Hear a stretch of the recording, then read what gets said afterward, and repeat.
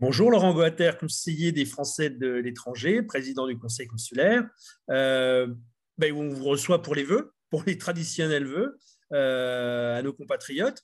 2022, écoutez, je vous laisse démarrer, je vous laisse dire ce que vous avez à dire à nos chers compatriotes. Écoutez, tous mes voeux déjà à vous-même et à toute l'équipe de la French Radio, Merci beaucoup. euh, on- à tous les auditeurs ici au Portugal, et pas qu'au Portugal, puisque je sais que vous êtes également écoutés un petit peu à l'extérieur.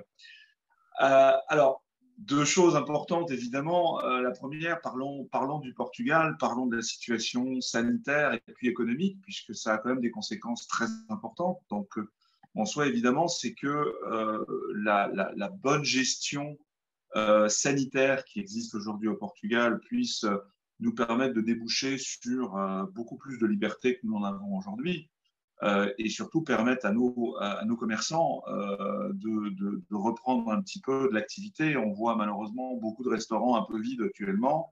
Les hôtels sont vides quand ils ne sont pas fermés. Ça, c'est quand même extrêmement préoccupant, évidemment, pour nous tous. Et puis, bien entendu, je pense vraiment beaucoup à tous les commerçants qui vivent cette période difficile, qui dure depuis très, très longtemps déjà.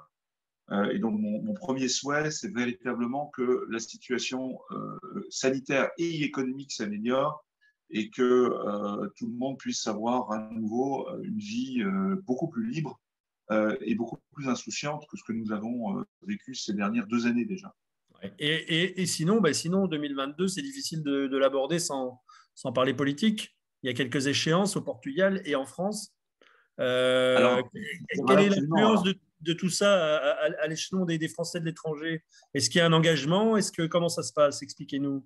Alors oui, bien sûr qu'il y a un engagement. Nous sommes des élus, donc on s'attend bien entendu que les élus prennent position, prennent parti. On explique effectivement nos positions. Alors, en ce qui concerne l'élection portugaise déjà du 30 janvier, là effectivement, on n'est pas impliqué.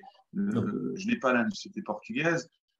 C'est une élection qui me concerne effectivement que les gens de nationalité portugaise. C'est intéressant de voir si la croissance la dynamique, notamment Carlos Moedas, que vous avez suivi vous-même, si cette dynamique se traduit au Portugal par un changement au niveau national également. Donc, on sera très curieux de voir cette réalité-là. Mais évidemment, pour nous, ce sont les élections présidentielles françaises qui priment. La campagne a clairement déjà démarré. Oui. Même si tous les candidats ne se sont pas déclarés, la campagne a déjà largement démarré. Comme vous le savez, moi, je suis complètement impliqué dans la campagne de Valérie Pécresse. Je pense qu'elle a vraiment les compétences. Et puis surtout, vous savez, je travaille dans une entreprise. Pour moi, si depuis 5 ans, les résultats ne sont pas bons, les équipes ne travaillent pas bien ensemble, il y a une augmentation du nombre de conflits, il y a une amélioration, on perd des clients. Si on a cette situation-là dans mon entreprise, il n'y a aucun doute, les actionnaires ne vont pas maintenir le CEO en place. On va de toute façon devoir changer la tête. Donc je pense que, indépendamment de la personne d'Emmanuel Macron, le constat, il est évident. La France ne va pas bien. On perd effectivement des positions, on perd du rayonnement. On ne sait pas résoudre nos problèmes. On a beaucoup trop de conflictualité interne. Donc, il faut de toute façon changer la tête.